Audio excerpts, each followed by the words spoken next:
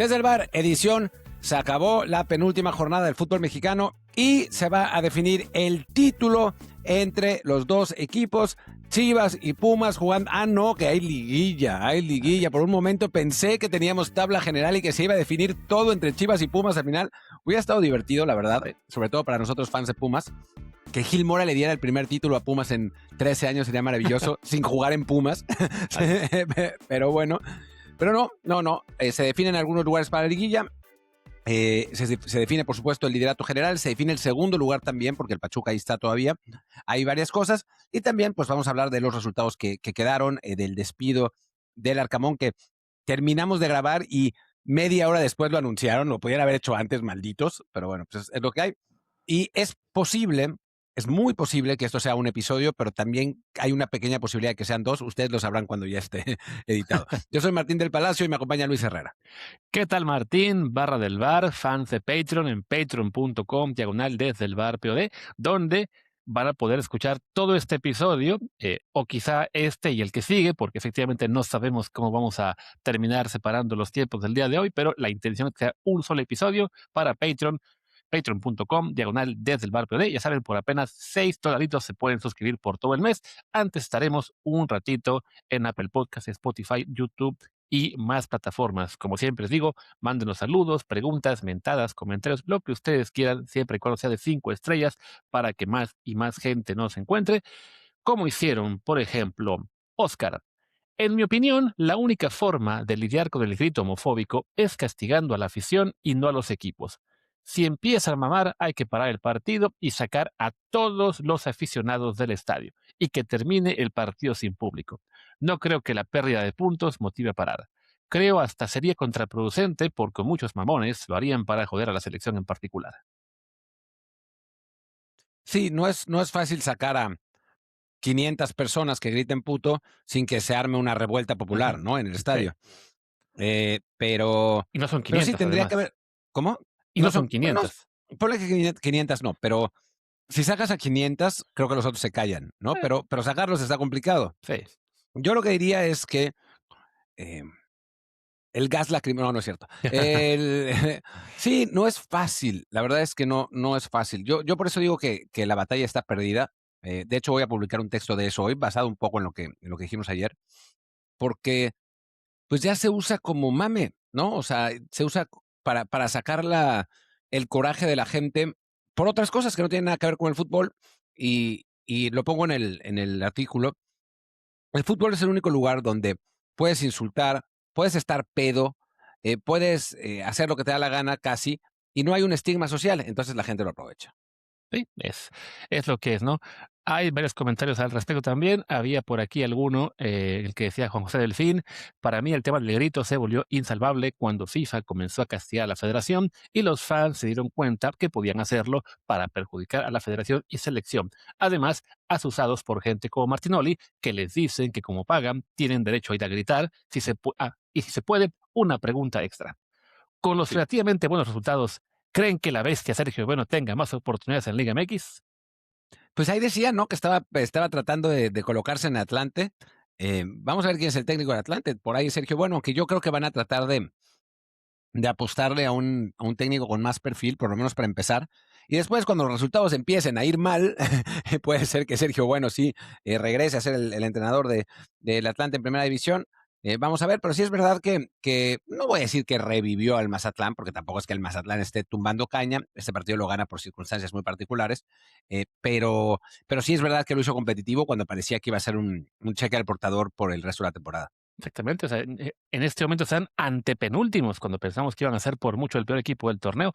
Aún aspiran incluso, si se da la matemática, a ser duodécimos, decimoterceros, que bueno, no cambia mucho, pero sí ha sido un cierre digno de Ni se va a participación dar en la Mazatlán. matemática, Luis, porque van a Tigres. Entonces creo que Por ahí eso digo, se pero les va a acabar la es mentira. matemática, no posibilidad real, ¿no? Pero bueno, ha sido un cierre digno de un equipo que bueno, ya sabemos que desaparece ya en una semana, en unos días, y que no va a tener franquicia, al menos de momento, en Liga de Expansión, donde por cierto dicen que Cruz Azul va a revivir al Cruz Azul Hidalgo. ¿En serio? Sí, Hijo, y Pumas no revive al Pumas Morelos, no puede ser. te digo, es que quieran que no, sobre todo ahora que están las filiales estas sub-21, sí es importante tener, pues, aunque sea un paso en el cual dejen de enfrentarse únicamente a rivales de su edad, pero es algo que ya hemos comentado muchísimas veces. Tengo acá una respuesta que, me llegó en Twitter a raíz de, bueno, el tema este de ayer del el gran error, hay que decirlo, gran oso de Memo Ochoa en el segundo gol que recibe ayer en la Copa de Chipre.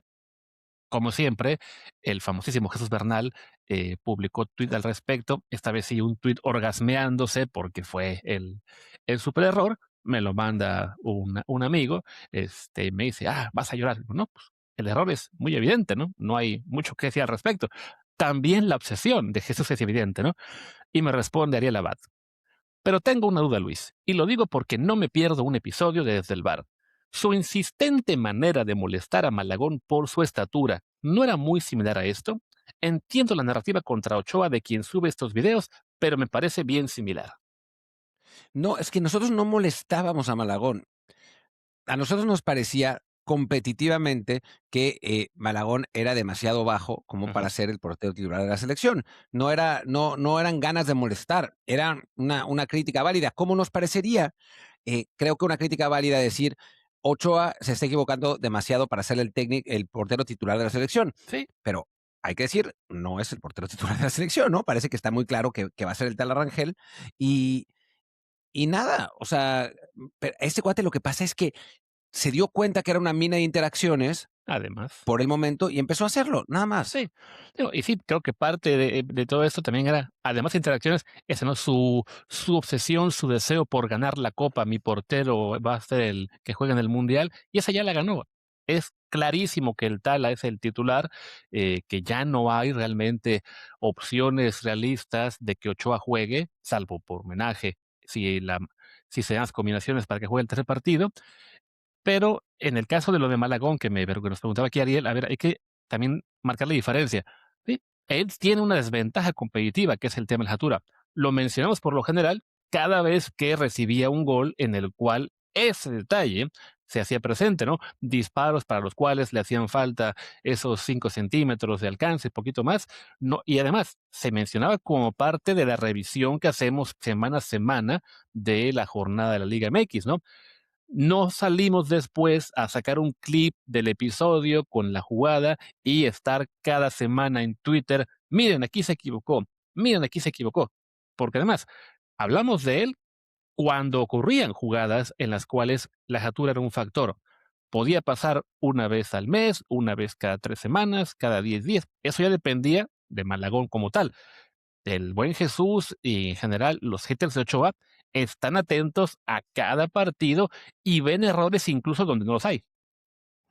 A ver, ayer mismo dijimos que Pablo Lara se había comido un gol por una circunstancia parecida. Por ser un portero demasiado bajo, no llegó al balón, o sea, llegó al balón, pero no lo alcanzó a desviar de la misma manera como para que no termina siendo gol, ¿no? Eso es lo que pasaba con Malagón. No es que lo molestáramos por la estatura. Después nos reíamos un poco de la gente que nos decía que eso no importaba, pero eso no era reírse de Malagón, sino de los defensores locos, nada más. Así como nos hemos reído de los defensores locos de Kampenbauer y Exacto. ese tipo de cosas, ¿no? Pero no tiene que ver con el portero mismo. Simplemente nos parecía, por un factor futbolístico, que no tenía digamos, las condiciones para ser el portero titular de la selección. Y nosotros aquí, antes que nadie, porque además, cuando todavía nadie decía esto, decíamos que el que tenía que ser titular era el Tala. Sí, el problema era que el tal era muy inconsistente. De hecho, veo otro comentario en Twitter que nos mandaba, bueno, me mandaba Javier Saavedra, que decía, cada quien sus consentidos. Tú también dijiste que el tal Arrangel era un cagón. No con esas palabras, pero sí dijiste que se cagaba cada 3 partidos. Eso es un cagón. Y está el detalle. El Tana Rangel, hasta hace no mucho, era un portero de grandes condiciones, pero muy inconsistente. Era un portero que sí estaba cometiendo error tras error tras error, por lo menos una vez al mes, varias veces en el torneo, y eso era notorio. Entonces, por eso mismo, había esa preocupación de que no había un solo portero que diera seguridad en selección. Eso era lo que abría la puerta a que Memo Ochoa terminara jugando, simplemente por el tema de experiencia, de que a lo mejor no se va a cagar en el escenario del Mundial, etcétera. Afortunadamente, el Tala en los últimos meses se ha vuelto mucho más consistente. Aún ha tenido un error por aquí o por allá, pero ya han sido mucho más espaciados, mucho más normal. Le pasa a cualquier portero en general en el mundo. Vimos la semana pasada a Neuer sufrir mucho en la Champions, Donnarumma en el partido del Manchester City contra el Arsenal. Vaya, se ha llegado a una media de errores normal, que no preocupa. Y por lo mismo, entonces, vemos muy normal que sea el titular de la selección. No nos preocupa, a diferencia de lo que cree Javier, que tengamos consentidos y que tengan que ser ellos los que jueguen. No, queremos que jueguen los que mejor estén, los que tengan mejores condiciones. Nos da lo mismo si juegan en Pumas, que es nuestro equipo, si vienen de Chivas, que nos reímos sí un poco de ellos a veces por los chivarmanos, o si son de la América, que es el equipo que más detestamos. Ochoa salió de la América y lo hemos defendido. Raúl Jiménez salió de la América, lo hemos defendido. Edson también. No tiene que ver con consentidos, tiene que ver con que tratamos de analizar de la forma más fría quién nos parece el mejor. Y cuando hay una posición como la portería en la que no había buenas opciones, se decía también. Sí, es eso. O sea, no nos casamos con nadie realmente, ¿eh? Y eso que quede muy claro. A nosotros nos gusta el que ande bien, simplemente. Hay veces que vemos jugadores que nos parece que podrían andar bien y que después no están tan bien, ¿no? Y que, o sea, hicimos un gran escándalo cuando no llevaron a Diego Lainez al Mundial hace 4 años, y este año la verdad es que no lo hemos hecho tanto porque entendemos las razones por las que no lo Sí, llevan. exacto. Vamos también aprendiendo de experiencias pasadas de, ok, tal o cual jugador pensamos que hubiera sido bueno que fuera, al final no marcaba diferencia. Pudieron haber llevado a Diego Lainez y a Santi Jiménez, y quizás eso les habría cambiado un poco la confianza, quizás eso les habría cambiado un poco, pues, el cómo llegar a este mundial, pero bueno, Lainez no terminó de dar el estirón. Cuando por fin en Tigres empezó a jugar muy bien, aparentemente, pues, tuvo este problema con el Vasco, también por su forma de jugar, por quizá la forma de responder, y adiós. No va a ser gran diferencia que esté o no esté, como tampoco la va a ser para la delantera de México, que Santi haya ido o no al mundial pasado.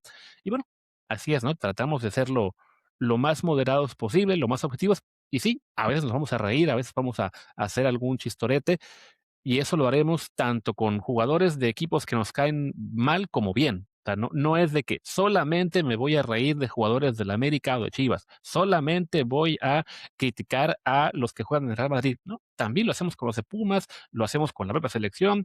Vaya, se disfruta más cuando es contra Estados Unidos, por ejemplo, pero no, no es exclusivo de los que no son nuestros consentidos.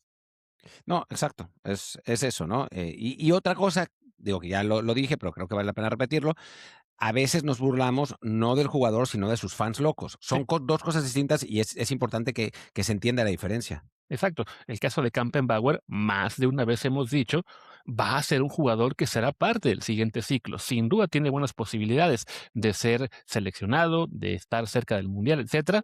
Falta muchísimo, pueden pasar 20,000 cosas. No nos molestará para nada que se convierta en jugador de la selección mexicana. Simplemente sabíamos que era demasiado pronto para ya pensar en que iba a estar para la selección, para ser titular, para sentar a Star Montes, porque no tenía ningún sentido. Exacto. Ahí está, ¿no? Y es eso, los los que se ponen todos locos por ese tipo de jugadores es normalmente porque son de su equipo, ¿no? Y no Sí. ven a los otros equipos, entonces creen que los jugadores de su equipo son los mejores que hay, pero después, ya cuando los llaman a la selección y no pasa mucho con ellos, pues te das cuenta que tenía más que ver con esas filias y fobias que con la realidad. Exacto. Y bueno, creo que ya con eso podemos, eh, dar por cerrado el tema de comentarios. Antes de hablar de los resultados, bueno, mencionaste que a Nicolás Larcamón le dieron cuello a la media hora de que acabamos de grabar. Incluso alcancé a poner ahí un texto dentro del video del episodio de ayer, en el momento en que mencionabas que, bueno, la rumorología dice que se va, y sí, se fue. Y se fue. Pero bueno, ya hoy lo podemos comentar. 9 partidos sin ganar para Cruz Azul, 7 empates o derrotas. De estar líderes en algún momento, ahora están en el cuarto general, están también ya eliminados de la Conca Champions. Sin duda, bueno, llegan en el mal momento a la liguilla, van a perder a Lira y a Charlie. Sergio Rodríguez también por selección mexicana. Pues luce drástico, y a la vez, recordando lo que pasó con Pachuca el torneo pasado, cuando echan a Jimmy Lozano y traen a Solari. quizá la directiva busca esa chispa, ¿no? Y mira que a Pachuca tampoco le sirvió de mucho a corto plazo, pero bueno, ahora sí está mucho mejor, ¿no? Sí, totalmente. Creo, por otro lado, que Cruz Azul todavía podía hacerlo bien en la liguilla. O sea, le hubiera tocado probablemente Toluca, seguramente le podía haber ganado a Toluca, dado como viene el Toluca ahora y las ausencias, y después ganas una serie y te embalas y semifinales puede ser cualquier cosa, ¿no? O sea, puedes Sí. enfrentar a Pachuca o a Pumas. Bueno, no, si calificas cuarto te va a tocar Chivas y va a ser más complicado, pero tampoco es que Chivas sea un equipo imparable, sobre todo con las ausencias de seleccionados. No sé, a mí me parece precipitado que haya corrido al Arcamón. Yo lo puse en Twitter y los aficionados de Cruz Azul se pusieron todos locos. Es increíble la cantidad de insultos que propera, ¿cómo no se dice propera? ¿Sí? Que profiere la gente, Sí. perdón, profiere la gente por tonterías, ¿no? Ya iba a decir pendejadas, ya iba a decir un insulto yo, ja. Por tonterías, o sea, nada más pongo, creo que hay algo más con el Arcamón, y me dice que eres un pendejo, ya viste los resultados, y el tweet dice claramente, más allá de la racha negativa que acarrea Claro. el equipo, ¿no? De veras que, Sí, sí, mira, llama la atención. Efectivamente, hubo una racha negativa. Uno pensaría, bueno, tenían que esperar realmente a que esa racha llegara a 9 sin ganar. Si fuera por la racha únicamente, quizá al sexto o séptimo partido, el día que los eliminan de Conca Champions, ahí pudo haber sido el momento de decir basta, y no hacerlo a 3 días del cierre de la fase. No, miento. Sí fue después del partido de Liga, entonces sí, a 3 días de su último juego de fase regular. Sí, es extraño, ¿no? Definitivamente el timing de la directiva de Cruz Azul, porque además ni siquiera es que tuvieran como el caso de Pachuca, que ya habían amarrado a Solari. Aquí simplemente van a poner de interino a Joel Wiki, del cual pues no, al menos yo nunca había escuchado nada en términos de que, sí, trae al filial y está haciéndolo muy bien, es seguramente un candidatazo para en un futuro tomar al primer equipo, nada, simplemente le tocó estar ahí y va a ser quien dirija el partido del fin de semana y la liguilla lo que dure. güey, qué genial sería que Joel Wiki terminara siendo un gran técnico, ¿no? ¿Sí? Tanto bullying que le han hecho en redes y que terminan siendo un crack de los banquillos, sería espectacular. Pues vamos a ver, ¿no? Normalmente estos interinatos no suelen salir realmente bien. A Cruz Azul le salió lo de Vicente Sánchez y aún así después lo echaron y Vicente Claro. no ha podido conseguir otro trabajo en Liga MX. Vamos a ver qué pasa, ¿no? Ayer decíamos que no sería, que no está tan raro que fueran por Anselmi, ahora parece tener todavía más sentido, ¿no? Anselmi Claro. que le ha ido mal fuera de Cruz Azul y a Cruz Azul que le ha ido mal sin Anselmi, pues eso, borrón y cuenta nueva, ¿no? Sí, que además estoy viendo cómo le fue a Cruz Azul en el sub-21, están decimoquintos. O sea, ni siquiera es que esté teniendo un papel espectacular.